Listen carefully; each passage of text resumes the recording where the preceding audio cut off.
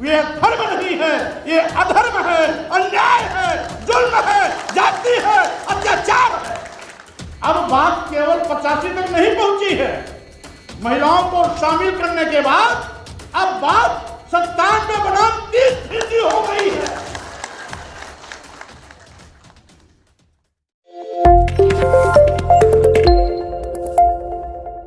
हमने तो बहुत छोटी सी बात की कि जब भारतीय संविधान सबको बराबर का दर्जा देता है तो आज भी धर्म की आड़ में इस देश की महिलाओं को, समूचे शूद्र समाज को आखिर मारने, पीटने, प्रताड़ित करने की बात क्यों की जाती है। एक और माननीय प्रधानमंत्री जी महिला सशक्तिकरण अभियान चला रहे हैं। नवरात्र के महीने, नवरात्र के समय में हमारे हिंदू धर्म के तमाम तथा कथित लोग नारी शक्ति की पूजा देवियों के रूप में करते हैं। जब नारी शक्ति की पूजा देवियों के रूप में हम करते हैं, सरकार महिला सशक्तिकरण अभियान चलाती, तो आखिर महिलाओं को प्रताड़ित और अपमानित करने की बात क्यों? यानी देश की आधी आबादी महिला को आज भी अगर प्रताड़ित और अपमानित करने की बात की जाती है तो हम समझते हैं ये धर्म नहीं है, ये अधर्म है, अन्याय है, जुल्म है, जाति है, अत्याचार है। कभी भी धर्म किसी को अपमान करना नहीं सिखाता। किसी को प्रताड़ित करने की बात धर्म नहीं कहता। गाली देना धर्म नहीं है। नीच कहना धर्म नहीं है। ये सब अधर्म है। और इसीलिए मैं कहना चाहता हूं कि आज भी जब सबको बराबर का अधिकार है तो धर्म के नाम पर आप कैसे गाली दे सकते हो कि जय वर्णाधम तेरी तुम्हारा सुपच किरात कोल करवारा। जाति सूचक शब्दों का प्रयोग करके आप किसी को नीच कैसे कह सकते हो? और इत्तेफाक से ये जो जातियों का नाम ले रहे हो, ये ईसाई नहीं है, ये मुसलमान नहीं है, ये कोई यहूदी नहीं है, ये सब हिंदू धर्म के मानने वाले लोग ही। क्या ऐसा भी कोई धर्म देखा जो अपने ही धर्म को मानने वाले को नीच कहे, अधम कहे? और यही नहीं, जहां देवियों की पूजा नारी शक्ति के रूप में होती हो, वहां महिलाओं को मारने पीटने की बात की जाती हो। ढोल गंवार सूद पशु नारी शकल ताड़ना के अधिकारी। यानी पूरा का पूरा शुद्ध समाज, पूरा का पूरा नारी समाज ये प्रताड़ित किए जाने के पात्र हैं, मारे पीटे जाने के पात्र हैं। हिंदू धर्म के ठेकेदारों, हमने आपको गाली नहीं दिया, हमने आपको अपमानित भी नहीं किया, हमने आपको चोर और लंपट भी नहीं कहा। हमने तो केवल निवेदन किया कि धर्म की आड़ में जाति सूचक शब्दों का प्रयोग कर गाली देना बंद कर दो। हमने तो केवल यह निवेदन किया कि देश की महिलाओं को, जिसकी देवियों के रूप में हमारी संस्कृति और भारत भूमि पर पूजा होता है, यत्र नार्यस्तु पूजन्ते रमन्ते तत्र देवता, जहां ये शुक्ति चलती हो, वहां पर महिलाओं का अपमान धर्म के नाम पर करना बंद कर दो।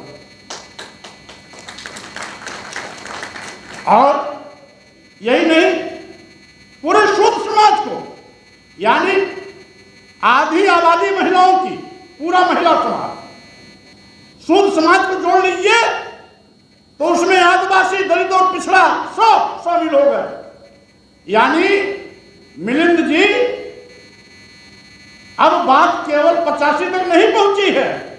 महिलाओं को शामिल करने के बाद अब बात 97 बनाम 30 हो गई है।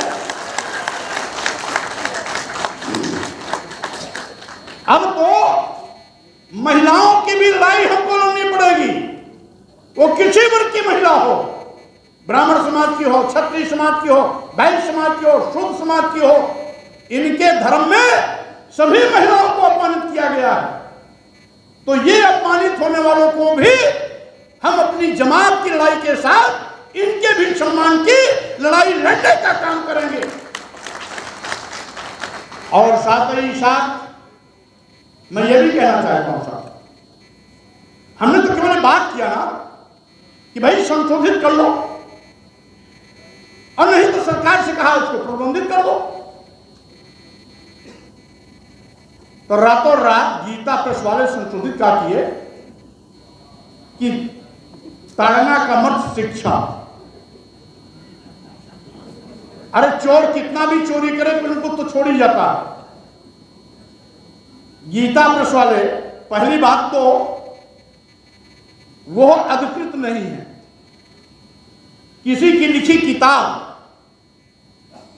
को प्रिंटिंग प्रेस अर्थ नहीं बदल सकता, वो अधिकृत नहीं है। दूसरी चीज, एक मिनट के लिए मान लिया सच है तो गधे, खच्चर, ऊंट, गाय, भैंस, सुअर, बकरी को कौन सी स्कूल में पढ़ाने का काम करोगे? कहां शिक्षा दोगे? कौन सी किताब बकरी को पढ़ाओगे? कौन सी किताब भैंस को पढ़ाओगे? कौन सी शिक्षा दोगे ऊंट को? कौन सी शिक्षा दोगे सुअर को? कौन सी शिक्षा दोगे कुत्ते को? कौन शिक्षा दोगे बिल्ली को? इसलिए अपनी तरह क्या सबको मूर्ख समझते हो क्या? सभी बड़ी बड़ी डिग्रियां लेके बैठे हैं, कोई पीएचडी है, कोई डीलिट है, कोई प्रोफेसर है, कोई लेक्चरर है, कोई आईएएस है, कोई आईपीएस है, कोई आईआरएस है, और कोई इंजीनियर है, कोई टेक्नोक्रेट है, कोई साइंटिस्ट है। क्या इतना मूर्ख समझ लिया कि आप जो खरीदोगे वो मान लिया जाएगा? और वहीं पर उसी में जहां आपने ताड़ना का अर्थ बदला, वहीं दूसरी लाइन में ताड़ना का अर्थ अभी भी मारना पीटना। सापत ताड़त परुष कहंता, सापत ताड़त परुष कहंता, पूजा ही विप्र कहां शब्द संता। तो यहां ताड़न का अर्थ अभी भी मारना पीटना। तो एक जगह बदलने से तो आपकी चोरी पकड़ ली गई। अगर सब बदल दिए होते तो हो सकता है धोखे में एक बार आपकी बात को लोग सच मान लेते। इसलिए आज यह है, लड़ाई लंबी जरूर चलेगी, लेकिन भारतीय संविधान रहते धर्म की यान में अब जाति सूचक शब्दों का प्रयोग कर तुम नीच नहीं कह पाओगे, अधम नहीं कह पाओगे, प्रताड़ित नहीं कर पाओगे। और साथ ही साथ तुमने बाबा साहब डॉक्टर अंबेडकर का भले अपमान कर दिया हो, विश्व के सबसे बड़े विद्वान होने के बावजूद भी तुमने पग पर उनके जाति अपमान कर दिए हो। लेकिन आज पूरा देश जग गया है। अब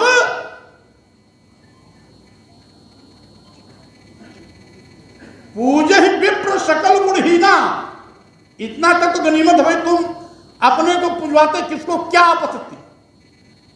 आप पुजवा लेते, किसी कोई आपत्ति नहीं थी। सकल गुणहीना, कहीं कहीं है शील गुणहीना, यानी शील गुण दोनों से हीन हो, चोर हो, लंपट हो, व्यभिचारी, दुराचारी, देशद्रोही, राष्ट्रद्रोही, कुछ भी हो, इनकी भाषा में अगर वो विप्र है तो उसका सम्मान करो।